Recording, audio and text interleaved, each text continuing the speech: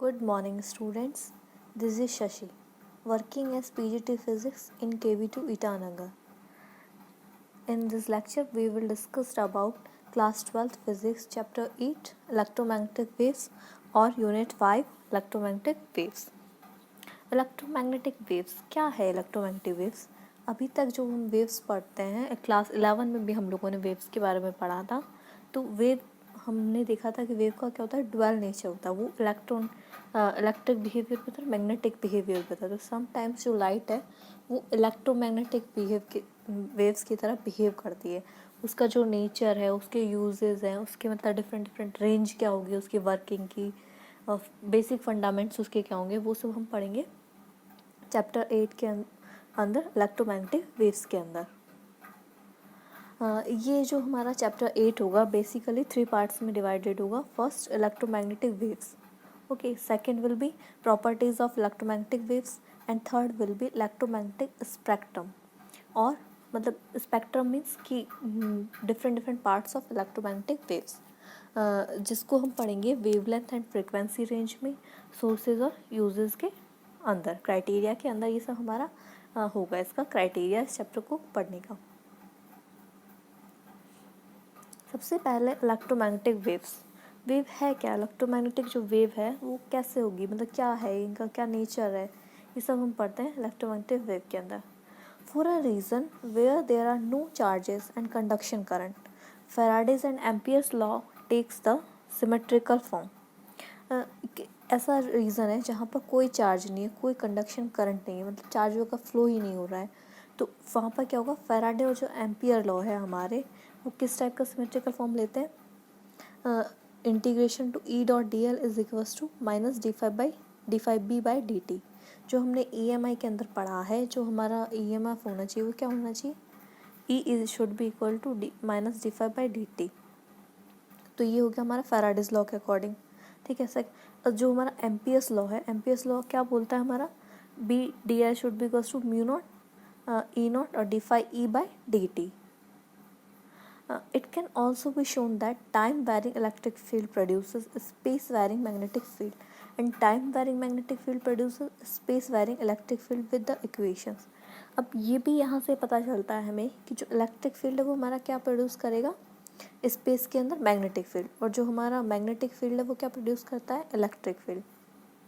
For example, जैसे हम अगर वाई जेड प्लेन की बात कर रहे हैं तो J E Y by J X is equals to minus J B Z upon J T. ये जो हमारे मतलब हम जो बता रहे हैं ये सारी इक्वेशन ये किसने डेराइव की थी, मैक्सवेल ने ये एक्सपेरिमेंटली डेराइव किया था, बट इनका डेरिवेशन हमारे सिलेबस में नहीं है, इसलिए हम डायरेक्ट इक्वेशंस की बात कर रहे हैं।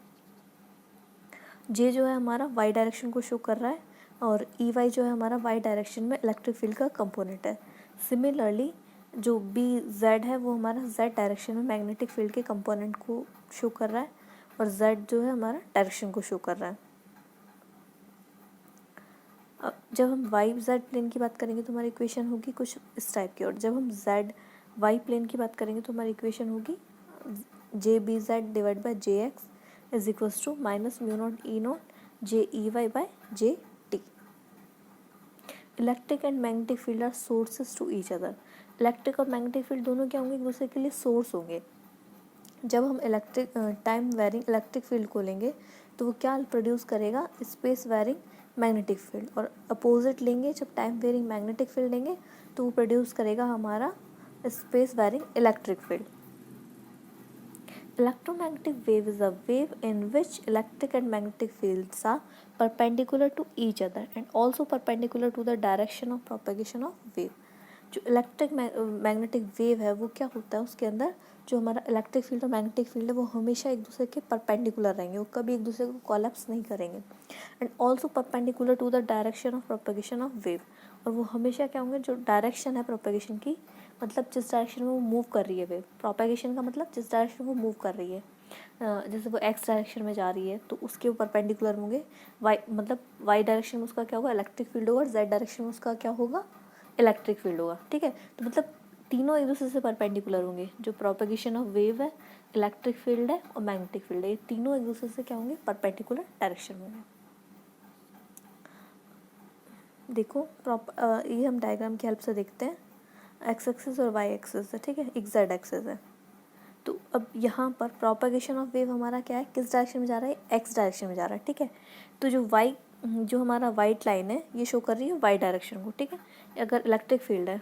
और जेड डायरेक्शन जो है हमारा वो शो कर रहा है मैग्नेटिक, जो पर्पल लाइन है, पर्पल वेव जो शो हो रही है वो हमें शो कर रही है मैग्नेटिक फील्ड को, ठीक है।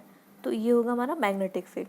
अब देखो एक्स वाई जेड तीनों कंपोनेंट एक दूसरे से क्या है, परपेंडिकुलर डायरेक्शन में। इलेक्ट्रिक फील्ड, मैग्नेटिक फील्ड और डायरेक्शन ऑफ प्रोपेगेशन तीनों एक दूसरे से क्या है, परपेंडिकुलर में। ये हमारा है इलेक्ट्रोमैग्नेटिक वेव का मेन फंडामेंटल कॉन्सेप्ट, कि तीनों क्या होना चाहिए, एक दूसरे के परपेंडिकुलर होना चाहिए, अदरवाइज वो इलेक्ट्रोमैग्नेटिक वेव नहीं होगी।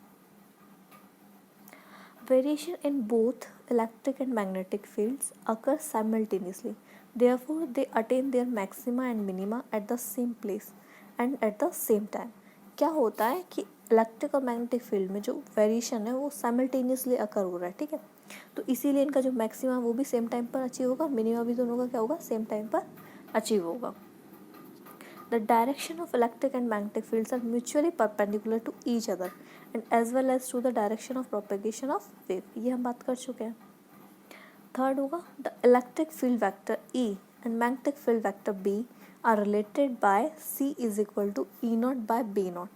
जो हमारा रिलेशन है इलेक्ट्रिक फील्ड और मैग्नेटिक फील्ड में वो होगा C जो है is equal to E naught by B naught, where E naught and B naught are the amplitude of respective fields means electric field and magnetic fields, ठीक है। उनके magnitude है ई नॉट और बी नॉट, और सी जो है वो हमारा शो कर रहा है स्पीड ऑफ लाइट को। तो हम किसी भी टाइप की मतलब हम किसी भी टाइप का इलेक्ट्रिक फील्ड मैग्नेटिक फील्ड ले, उसकी जो मैक्सिमम हमारा जो एम्पलीट्यूड होगा इलेक्ट्रिक फील्ड और मैग्नेटिक फील्ड का, उनका रेशियो हमेशा क्या होगा, स्पीड ऑफ लाइट के इक्वल होगा। ये हम फैक्ट पर बात कर रहे हैं कि ऐसा होगा ही, इसमें कोई इफ एंड बट नहीं है, ये हमारे पास मतलब फैक्ट्स है कि ऐसा होगा, तभी वो इलेक्ट्रोमैग्नेटिक वेव कहलाएगा। The velocity of electromagnetic waves in free space should be c is equal to 1/√μ0 epsilon naught, where μ0 is permeability and epsilon naught is permittivity of space.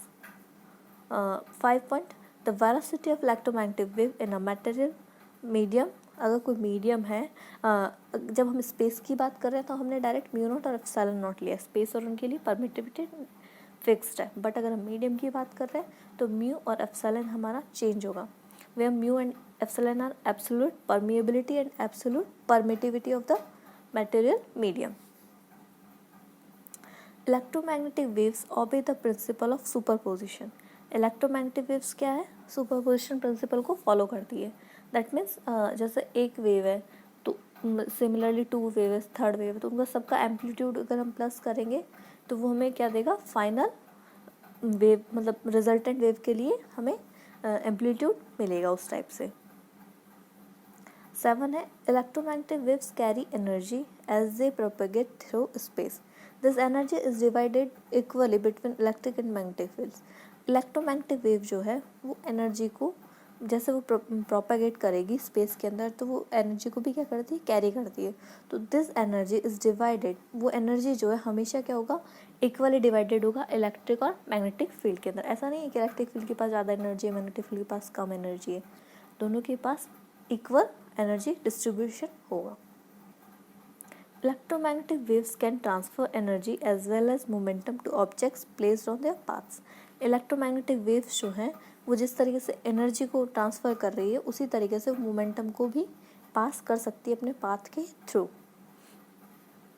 For discussion of optical effects of electromagnetic wave, more significance is given to electric field E, therefore electric field is called light vector. अगर हम मतलब optical effects की बात करें electromagnetic wave के, तो यहाँ पर मोर सिग्निफिकेंस किसे दिया गया, इलेक्ट्रिक फील्ड ई को, इसीलिए से क्या कहा जाता है, लाइट वेक्टर भी बोला जाता है इसको। जो हमारा मतलब ऑप्टिकल इफेक्ट्स जो है वो मेनली किस पर बेस्ड है, इलेक्ट्रिक फील्ड पर, इसीलिए से लाइट वेक्टर भी बोला जाता है। Electromagnetic waves do not require material medium to travel. जो इलेक्ट्रोमैग्नेटिक वेव्स है इन्हें किसी मीडियम की मतलब मस्ट नहीं है कि कोई मीडियम होगा तभी वो ट्रैवल करेगी, वो स्पेस में भी ट्रैवल कर सकती है, ठीक है। ऐसा नहीं है कि अगर हम वाटर में बात कर रहे हैं तो वाटर ही रिक्वायर्ड है वेव को ट्रैवल करने के लिए, वो नॉर्मल स्पेस में भी ट्रैवल कर सकती है।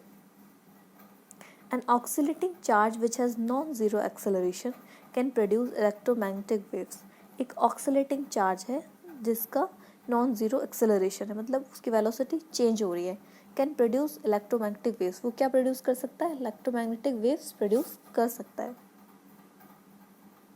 ये था हमारा इलेक्ट्रोमैग्नेटिक वेव्स की प्रॉपर्टी और इलेक्ट्रोमैग्नेटिक वेव्स का जनरल इंट्रोडक्शन। अब हम पढ़ेंगे इलेक्ट्रोमैग्नेटिक स्पेक्ट्रम। इलेक्ट्रोमैग्नेटिक स्पेक्ट्रम क्या है? स्पेक्ट्रम वर्ड से आपके दिमाग में क्या इमेज बनता है? स्पेक्ट्रम क्या होता है? स्पेक्ट्रम एक हमारा डिफरेंट टाइप्स का एक पैटर्न होता है, ठीक है। जैसे आपने रेनबो में देखा है, रेनबो में बहुत सारे कलर्स होते हैं, ठीक है। तो रेनबो को भी हम क्या बोल सकते हैं? स्पेक्ट्रम बोल सकते हैं, जिसके अंदर ब्लू भी है, ग्रीन भी है, येलो भी है, रेड भी है, तो बहुत सारा कॉम्बिनेशन है। तो सिमिलरली इलेक्ट्रोमैग्नेटिक स्पेक्ट्रम जो है वो किस किस वेव, मतलब किन किन टाइप्स ऑफ वेव से मिलकर बना है, that will be known as electromagnetic spectrum. So इसे हम एक टेबल में पढ़ेंगे, ठीक है। फर्स्ट पार्ट होगा हमारा इलेक्ट्रोमैग्नेटिक वेव, सेकेंड होगा हमारी रेंज ऑफ लैम्डा और वेव लेंथ, कि वो कितनी वेव लेंथ को कवर कर सकता है। Range of new, that means frequency, उसकी फ्रिक्वेंसी की रेंज क्या होगी। सेकेंड लास्ट होगा सोर्स, कि जो उसका इलेक्ट्रोमैग्नेटिक वेव है उसका सोर्स क्या होगा, वो प्रोड्यूस कैसे होगी। And last will be use, कि उसका यूज़ कहाँ पर होगा और क्यों होगा, ठीक है। तो हम स्टार्ट करते हैं फर्स्ट रेडियो वेव से। जो हमारा इलेक्ट्रोमैग्नेटिक स्पेक्ट्रम है उसका फर्स्ट पार्ट होता है रेडियो वेव। रेडियो वेव की जो हमारी रेंज होगी that will be a few kilometre to 0.3 metre, and range of frequency will be a few hertz to 10⁹ hertz, and source will be oscillating electronic circuits. जो भी हमारे electronic circuits होते हैं वहाँ पर अगर इलेक्ट्रॉन ऑक्सीलेट कर रहा है तो वहाँ पर क्या होगी, रेडियो वेव प्रेजेंट होगी। इसका यूज़ क्या है? रेडियो और टीवी ब्रॉडकास्टिंग के अंदर इसका यूज़ किया जाता है। Second is microwave. माइक्रोवेव की हमारी रेंज होती है 0.3 मीटर टू 10⁻³ मीटर। फ्रीक्वेंसी की हमारी रेंज होगी 10⁹ हर्ट्ज टू 3 × 10⁻11 हर्ट्ज, और सोर्स होगा again oscillating electronic circuits. Use होता है इसका रडार और analysis of final details of atomic and molecular structures and microwave oven etcetera, ठीक है। ये सब हमें याद रखना है। रेंज क्या है, फ्रिक्वेंसी क्या होगा, सोर्स क्या होगा और यूज़ क्या होगा, और ये इसी सीक्वेंस में हमें याद करना है। क्योंकि मतलब देखेंगे आप रेंज में देखिए, पहले हमने स्टार्ट किया है स्मॉलर डाटा से और हम उसको और मतलब और भी कम उससे करते जा रहे हैं। जो हमारा रेंज है वो डिक्रीज़ होती जा रही है, जबकि आप फ्रीक्वेंसी की बात देखेंगे तो वो इंक्रीज़ होती जा रही है, ठीक है। तो हमें ये इनकी रेंज हमेशा याद रखनी है, इंक्रीजिंग और डिक्रीजिंग ऑर्डर में। जिस ऑर्डर में उसी ऑर्डर में हमें याद रखना है। Third will be infrared wave.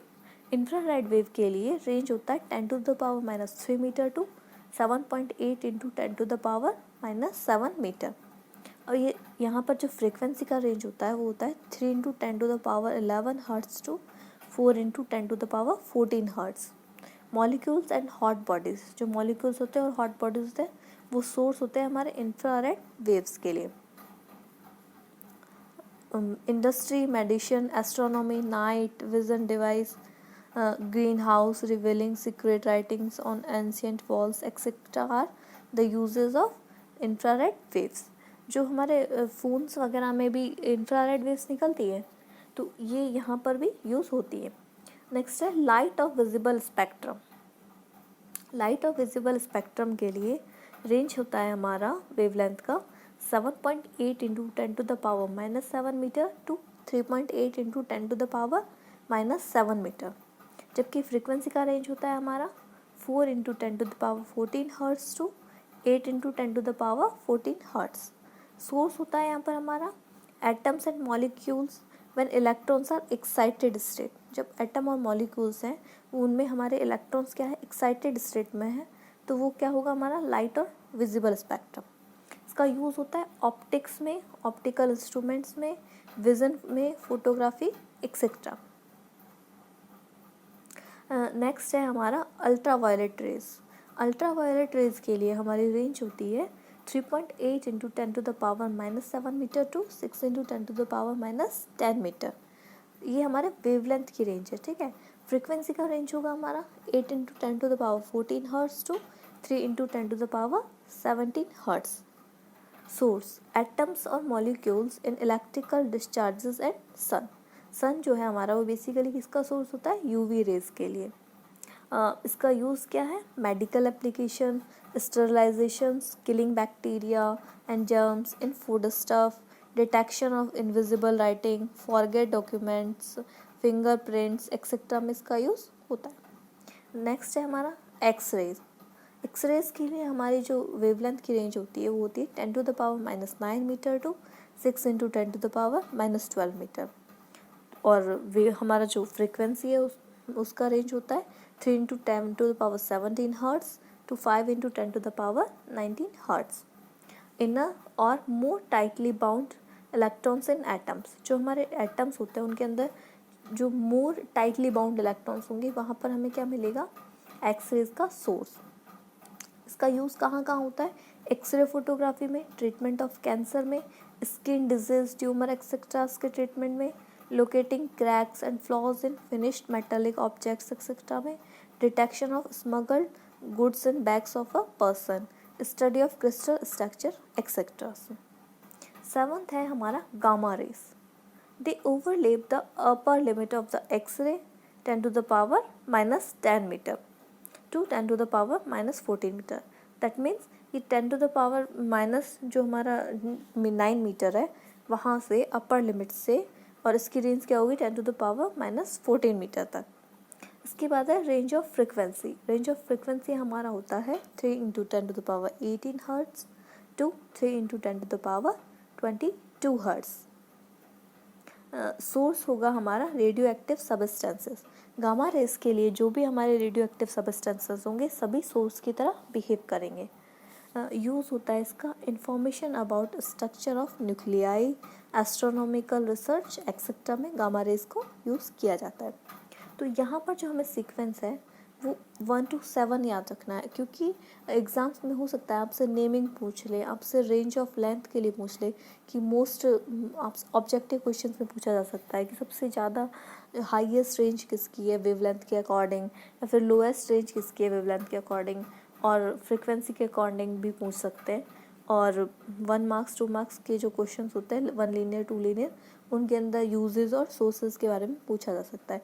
तो it is very important to remember this table as it is. Hope you will understand. Thank you.